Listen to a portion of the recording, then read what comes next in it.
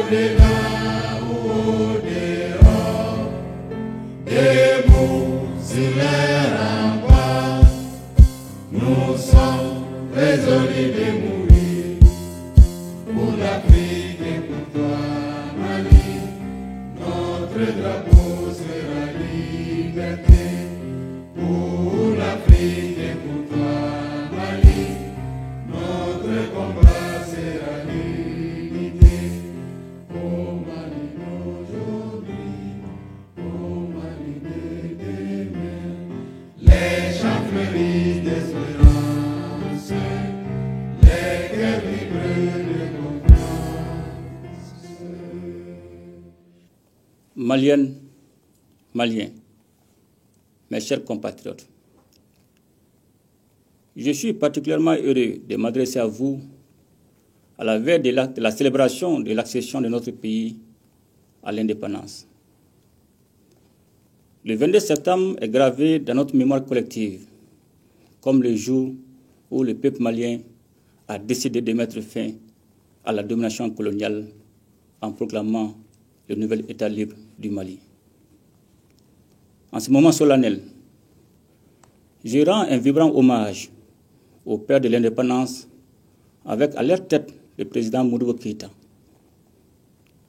Cet hommage revêt une signification toute particulière au moment où le Mali est engagé dans la reconquête de sa véritable souveraineté. Nous devons suivre résolument la voie tracée il y a 64 ans.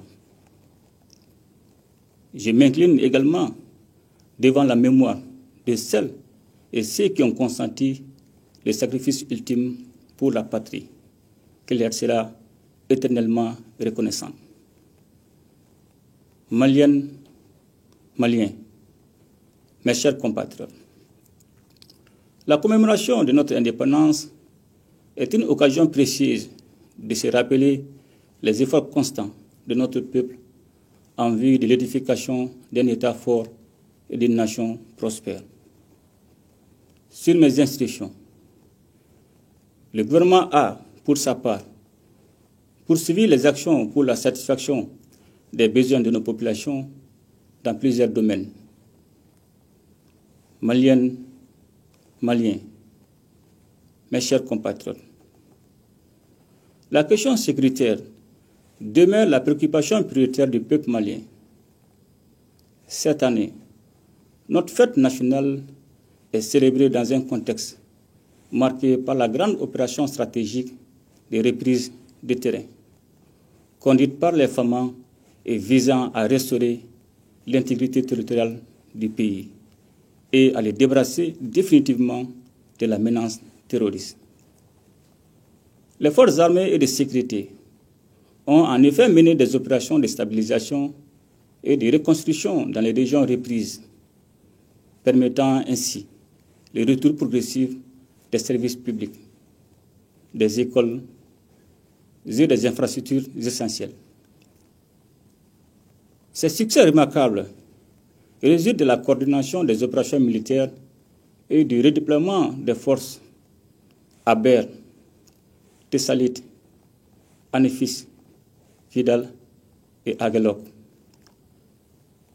Les attaques terroristes survenues le mardi 17 septembre dernier nous rappellent, une fois de plus, l'impérieuse nécessité de demeurer vigilant et de maintenir une posture opérationnelle exemplaire en toutes circonstances. En m'inclinant devant la mémoire des innocents lâchement assassinés lors de cette agression barbare, j'adresse également mes vœux de prompt rétablissement aux blessés et salue le professionnalisme des forces d'intervention. Maliennes, Maliens, mes chers compatriotes, les efforts d'investissement continuent dans le cadre de l'acquisition d'équipements militaires et de réformes pour l'amélioration des conditions de vie et de travail des hommes, afin de renforcer les capacités opérationnelles des forces armées et de sécurité. Par ailleurs, la mutualisation des capacités et le soutien opérationnel dans le cadre de la Confédération des États du Sahel se poursuivent. Maliennes, Maliens, mes chers compatriotes, dans le but de renforcer la confiance entre les citoyens et les institutions, notamment l'institution judiciaire, notre justice s'est largement adaptée au contexte de lutte contre l'impunité avec la création de nouvelles structures. La mise en œuvre de réformes majeures, comme la relecture du Code pénal, du Code de procédure pénale, ainsi que l'adoption par le Conseil des ministres du projet d'ordonnance portant statut de la magistrature, vise à rendre la justice plus efficace, accessible et respectueuse des droits des citoyens. Maliennes, Maliens, mes chers compatriotes, je salue la résilience du peuple malien qui reste digne malgré un contexte économique difficile. Les autorités de la transition travaillent inlassablement pour améliorer les conditions de vie de l'ensemble de nos concitoyens. Cependant, il est important de rappeler que notre économie subit l'impact des crises sécuritaires qui ont conduit à l'augmentation des dépenses militaires au détriment d'autres secteurs. Malgré ces défis, notre pays a maintenu une gestion efficiente des finances publiques, maîtrisant l'inflation en dessous de la norme communautaire de 3%. Au 31 juillet 2024, les recouvrements effectués par les structures de recettes se sont établis à 1 291 milliards de francs CFA. Dans le même temps, le Trésor a mobilisé sur le marché financier régional un montant total de 479 milliards de francs CFA afin de financer le déficit du budget d'État, malgré un contexte caractérisé par une augmentation des coûts de financement et une tension de liquidité dans l'UEMOA. Toutes choses qui témoignent de la confiance des investisseurs en la signature du Mali. Les ressources transférées aux collectivités territoriales s'élèvent à 440 milliards de francs CFA en 2024, contre environ 412 milliards de francs CFA en 2023, soit une hausse de 6,82%. Par ailleurs, pour assurer un approvisionnement correct du pays en produits de première nécessité à un prix maîtrisé, sur la période du 1er septembre 2023 au 31 juillet 2024, les exonérations des droits et taxes accordées aux cordons douaniers se sont chiffrées à plus de 274 milliards de francs CFA, soit 34,62% des recettes réalisées au cours de la période concernée. Je salue l'ensemble des acteurs qui contribuent aux efforts de développement économique, notamment ceux des secteurs rural, industriel, du commerce, des services et de l'artisanat. Maliennes, Maliens, mes chers compatriotes, en 2024, le recensement général agricole a été lancé, ouvrant la voie à la digitalisation des exploitations. Les aménagements hydro-agricoles se poursuivent pour exploiter durablement les potentiels des fleuves Niger et Sénégal. Le gouvernement renforce l'approvisionnement en intrants et réajuste le prix du coton-graine et développe la recherche agricole pour améliorer les semences.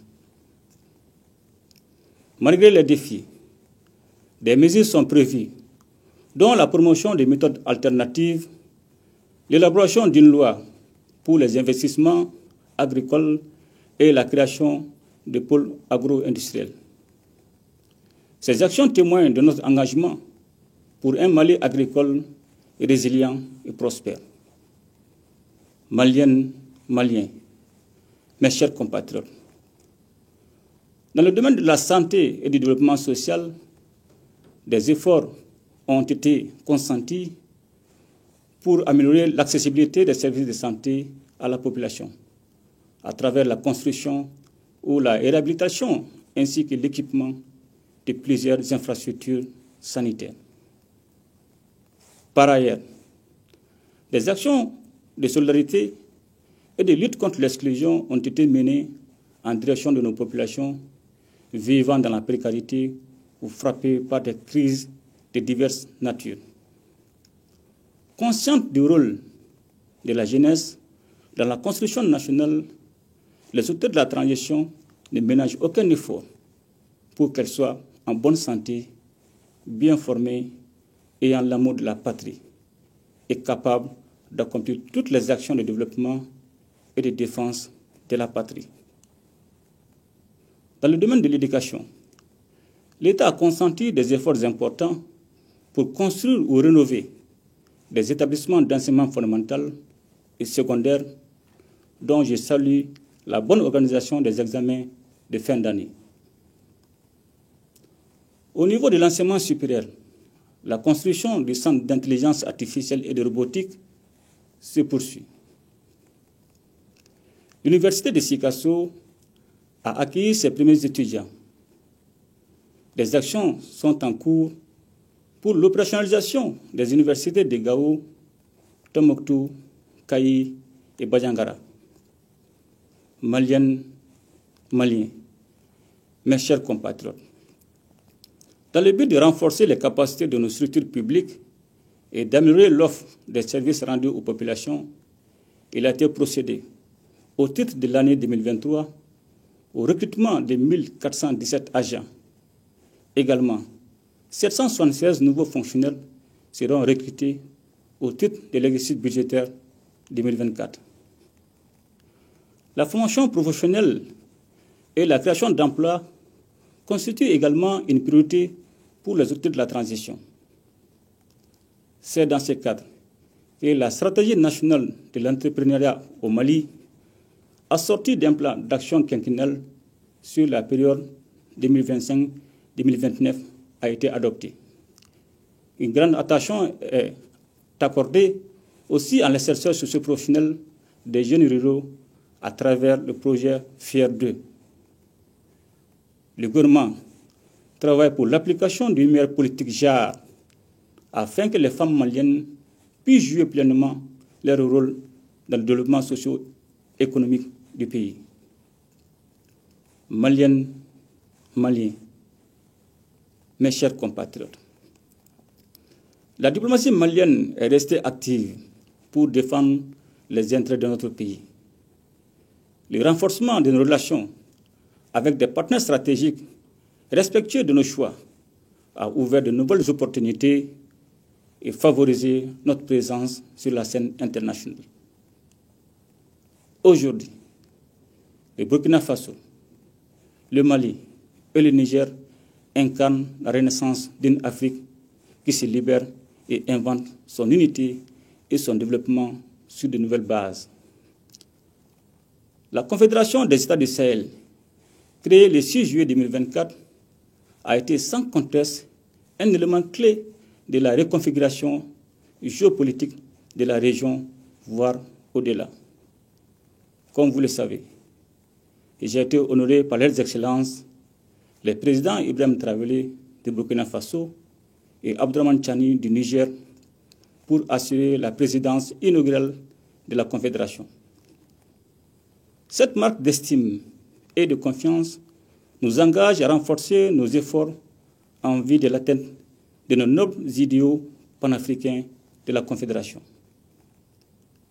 Maliennes, Maliens, mes chers compatriotes, les populations maliennes ont fait face ces dernières semaines à des inondations qui ont touché plusieurs localités du pays, causant des pertes en vies humaines et des dégâts matériels importants. Face aux inondations, les autorités de la transition ont décrété l'état de catastrophe nationale et mis en action le centre de coordination et de gestion des crises et catastrophes. Des mesures sont prises pour une meilleure gestion des conséquences de ces sinistres afin de soulager les populations éprouvées. Je salue à cet égard la solidarité nationale qui a été exprimée à leur endroit. Et notre souci majeur de nos populations demeure la question énergétique. Pour y faire face, plusieurs projets de construction de centrales solaires ont été lancés dans le cadre du mix énergétique en vue d'améliorer la fourniture de l'électricité.